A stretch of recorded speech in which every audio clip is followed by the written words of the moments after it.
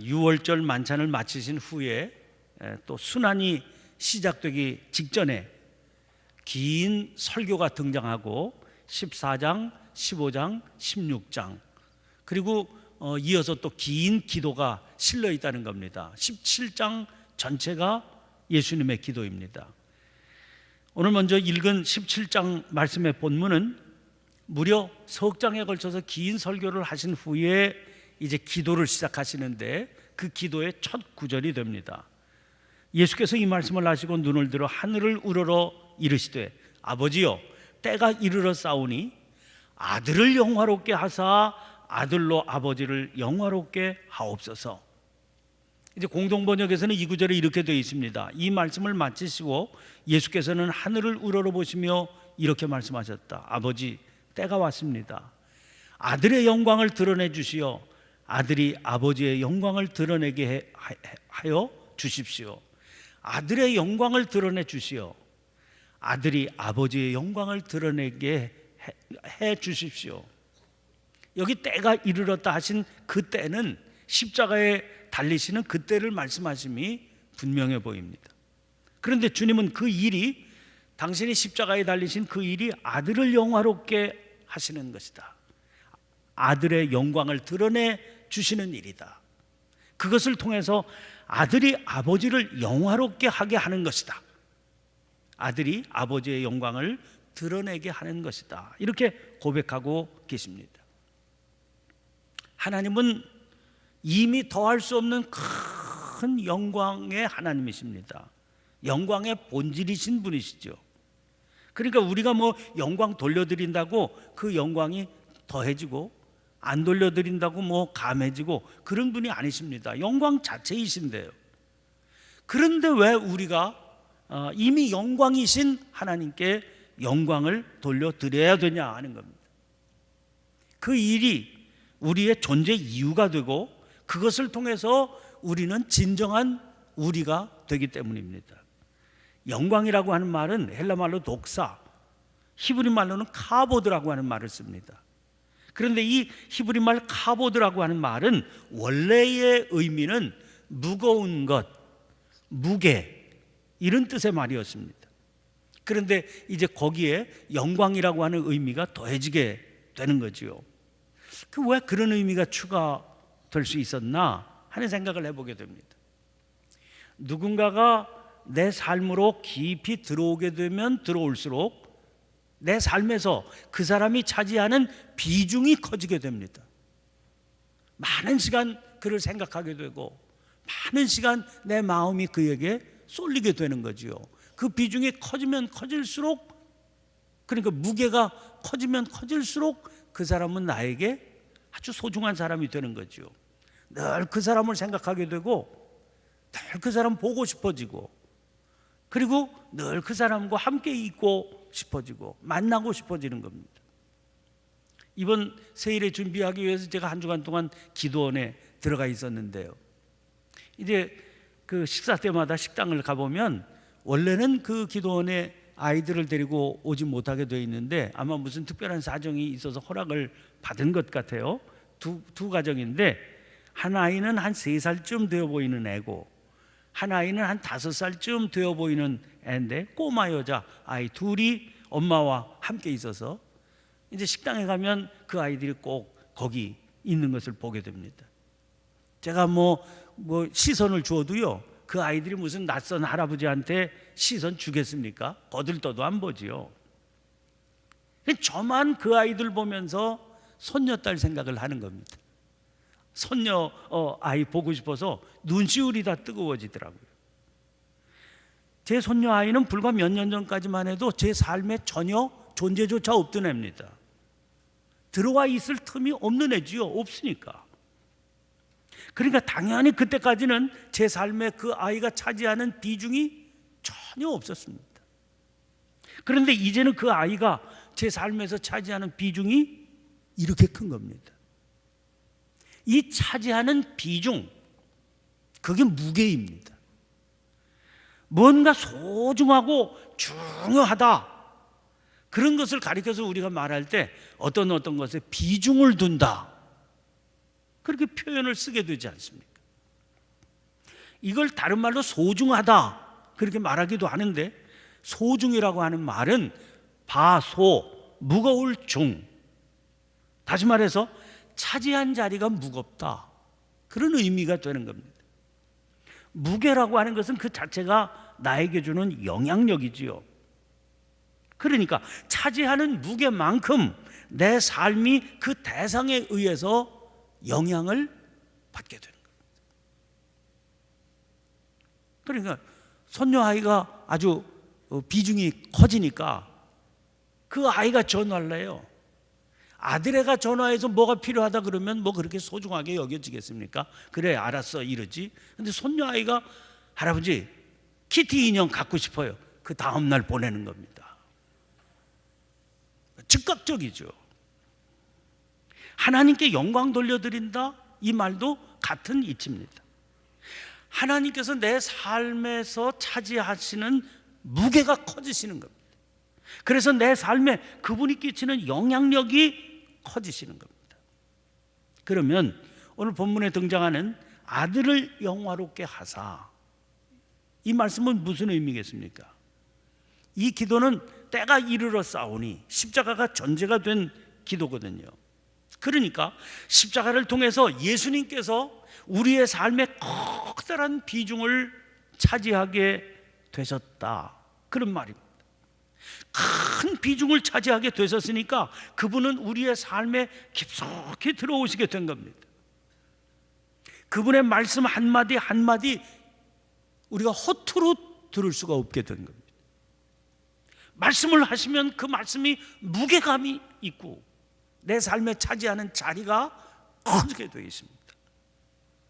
고린도전서 10장 31절에 그런즉 너희가 먹든지 마시든지 무엇을 하든지 다 하나님의 영광을 위하여 하라, 이 말씀이 무슨 말씀인지를 비로소 깨닫게 되고 그리고 따르지 않을 수 없게 됐다는 거예요. 그게 바로 예수님의 십자가예요. 예수님의 십자가를 통해서 우리가 이런 존재가 되었다 하는 겁니다. 영광 자체이신 하나님께서 우리에게 이런 존재가 되셨기 때문에 그게 하나님께는 영광을 돌려드리는 일이요, 우리의 삶이 본질적인 삶이 됐다, 창조의 목적에 합당한 존재가 돼간다, 그런 의미가 되는 거죠. 자, 그 장면 다음 19장 장면을 보면 십자가에 달리기 전에 군사들이 예수님의 옷을 벗겨서 자기들끼리 나누어서 취하는 장면이 나옵니다. 겉옷은요 4조각으로 나누어서 한 기씩 차지합니다. 그런데 속옷은 이렇게 조각으로 나눌 수 있는 옷이 아니었어요. 호지 아니하고 위에서부터 통으로 짠 것이다. 세번역으로 보면 이음새 없이 위에서 아래까지 통째로 짠 것, 이렇게 되어 있습니다.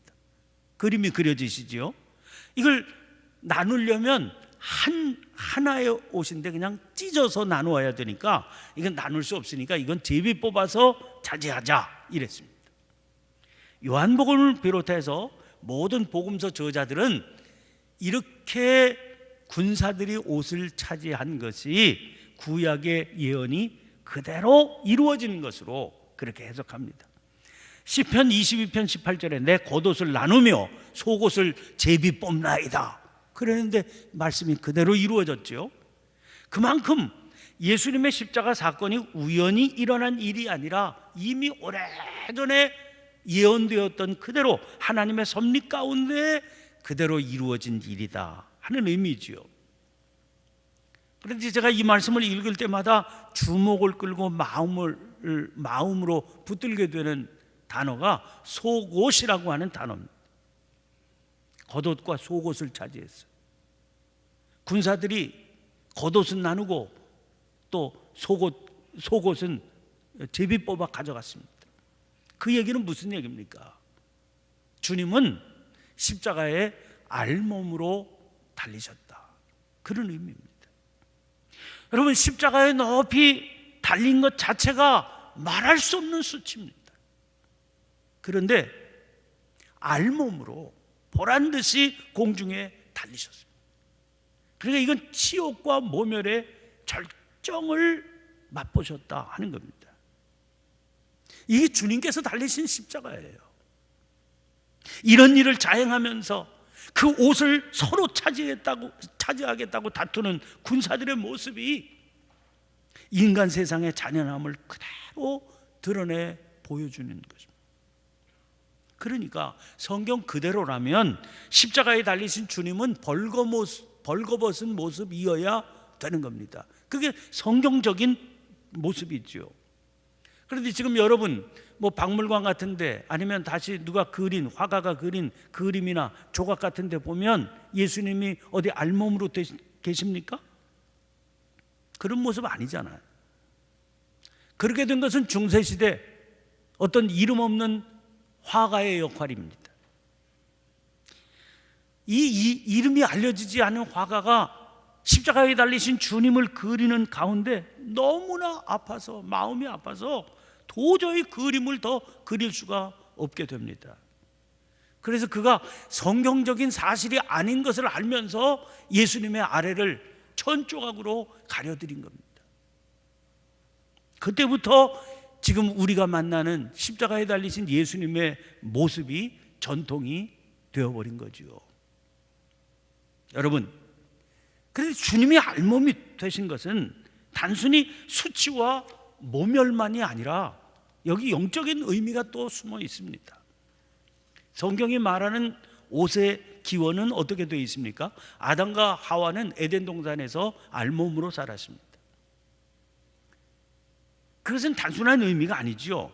아무것도 내면에 가릴 게 없는 내적인 자유의 상태였다, 그런 말입니다. 그러나 선과 악을 알게 하는 나무의 열매를 먹고 난 뒤에 사정이 달라지게 됩니다. 벗은 알몸이라고 하는 사실이 아주 부끄러워진 거지요.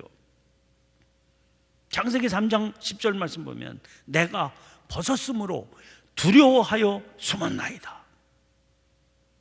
왜 벗었다는 게 이들에게 두려운 일이 됐겠습니까? 죄라고 하는 것은 하나님 앞에 감출 게 생긴 거다, 이렇게 바꿔 말할 수가 있지 않겠습니까? 죄를 지은 아담은 하나님 앞에 감출 게 생긴 거죠. 그게 드러나면 두려워지는 겁니다. 그래서 3장 8절 보면 동산 나무 사이에 숨었다고 그랬고, 9절을 보면 벗었으므로 두려워했다고 그랬고, 7절을 보면 무화과 나무 잎을 엮어 치마를 삼았다고 그랬습니다. 그런데 여러분, 그들이 할 수 있는 건 무화과 나무 잎을 엮어서 치마를 만든 겁니다. 하루 햇볕만 쬐면 다 말라붙어 버리겠죠. 말라붙어 버리면 잎사귀라는 게 다 떨어져 나가게 되지 않습니까? 그야말로 일회용 치마인 겁니다. 그걸로 무슨 수치를 제대로 가릴 수 있겠습니까? 창세기 3장 21절 보면 여호와 하나님이 아담과 그의 아내를 위하여 가죽옷을 지어 입히시니라. 아담과 하와의 그 불쌍한 모습을 보신 하나님은 안 되겠다, 그래서 그들을 위해서 가죽옷을 지어 입히십니다. 그때서야 비로소 그들은 수치를 그나마 가릴 수 있게 된 것이죠. 하나님께서 지어주신 그 가죽옷을 입고서야 그나마 겨우 가릴 수 있었을 것이기 때문입니다. 그런데 그것을 위해서는 짐승이 희생을 당해야 됩니다. 짐승의 가죽이니까요. 하나님께서는 죄 지은 그들의 수치를 가리시기 위해서 선뜻 짐승을 잡아 그 피를 흘리시는 길을 택하신 겁니다. 자, 죄 없으신 예수님은 입고 계셨던 겉옷뿐만 아니라 속옷까지 사람들에게 다 내어주시고도 아무런 두려움이 없으십니다. 살다 보면 인생은 계속해서 갈림길의 연속이 아닌가, 그런 생각이 듭니다. 그것은 점점 감출 것, 가려야 될 것이 많아지는 쪽으로 가는 길을 택할 것인가, 아니면 갈수록 짐을 덜어내는 자유한 길로 갈 것인가의 갈림길이죠. 그런데 가만히 보면 감출 것, 가릴 게 많아지는 길인 경우가 더 많아 보입니다. 갈수록 인생의 짐을 덜어내는 쪽으로 가는 게 아니라 갈수록 수고하고 무거운 짐을 더 많이 짊어지는 쪽으로 가는 그런 갈림길을 택하는 경우가 더 많은 것 같아요. 왜 자꾸만 그쪽으로 갑니까? 자기의 감추어진 내면이 드러나게 되면 지난날 공들여 쌓아둔 모든 것들이 날아갈 것 같은 그런 두려움이 계속 찾아오기 때문이지요. 그거 잃어버리기 싫으니까 자꾸만 더 두껍게 옷을 겹쳐 입고 살아가는 쪽을 택하게 되는 겁니다. 여러분, 그렇게 해서 이루어진 게 위선과 허위의 옷이라면 우리의 삶의 그 짐이 얼마나 무거워지는 거겠습니까? 더구나 하나님 앞에서조차 그러하다면 그 영혼의 결국이 어떠하겠습니까? 누가복음 8장 17절에 숨은 것이 장차 드러나지 아니할 것이 없고 감추인 것이 장차 알려지고 나타나지 않을 것이 없느니라, 그렇게 말씀했습니다. 그래서 우리가 그 인생에 이런 갈림길을 만날 때마다 붙들어야 될 말씀이 있는 겁니다. 마태복음 11장 28절로 30절 말씀이지요. 수고하고 무거운 짐진 자들아 다 내게로 오라. 내가 너희를 쉬게 하리라. 나는 마음이 온유하고 겸손하니 나의 멍에를 메고 내게 배우라. 그리하면 너희 마음이 쉼을 얻으리니 이는 내 멍에는 쉽고 내 짐은 가벼움이라 하시니라. 여기 말씀하신 나의 멍에가 뭐겠습니까? 주님을 믿음으로 의지하고 그 말씀 가운데로 걸어가는 일입니다. 그 길을 택하면, 그 길로 가면, 주님의 멍에를 메고 가는 길을 택하면 그때 주님은 수고하고 무거운 우리의 짐을 대신 맡아주셔서 편히 쉬게 해주십니다. 속옷과 겉옷을 다 빼앗겨도 자유로운 모습으로 걸리셨던 그 십자가의 은혜를 우리에게 부어주시기 때문이죠. 올해 우리 교회 표는 거룩한 옷을 입고 영광을 주님께입니다. 여러분, 영광을 주님께 돌리려면 거룩한 옷을 입어야 됩니다. 거룩한 옷이란 하나님께서 입혀주시는 가죽옷, 은혜의 옷, 사랑의 옷 아닙니까? 그 옷을 입혀주시려고 주님은 알몸이 되어 십자가에 달리셔서 피 흘리며 돌아가시는 겁니다. 주님께서 십자가 보배로운 피를 흘려 입혀주신 거룩한 옷을 입고 삶의 무게중심을 하나님께 두고 살아가는 저와 여러분들이 되시길 간절히 축원합니다. 주신 말씀을 기억하며 간절히 기도하시길 바랍니다. 오늘은 특별히 자녀들을 위해서 제가 안수하며 기도하는 시간을 갖겠습니다. 자녀와 함께 오신 분들은 자녀를 강단 앞으로 인도해 주시길 바라고, 우리 함께 통성으로 기도하는데 주님, 오늘도 이 새벽 허락하신 말씀 붙들고 나아갈 수 있게 도와주시되 인생의 갈림길마다 주의 멍에를 메고 배우는 그 길을 택하는 은혜로운 선택이 있게 해 주옵소서. 용기를 허락해 주옵소서. 이 사순절 특별히 그런 결단을 내릴 수 있게 도와주옵소서. 간절히 기도하시고 나라와 민족을 위해서도 기도해 주시길 바랍니다. 가정과 교회를 위해서도 간절히 기도하시다가 자유롭게 돌아가시길 바랍니다. 우리 주여 한번 힘차게 외치고 통성으로 기도하겠습니다. 주여!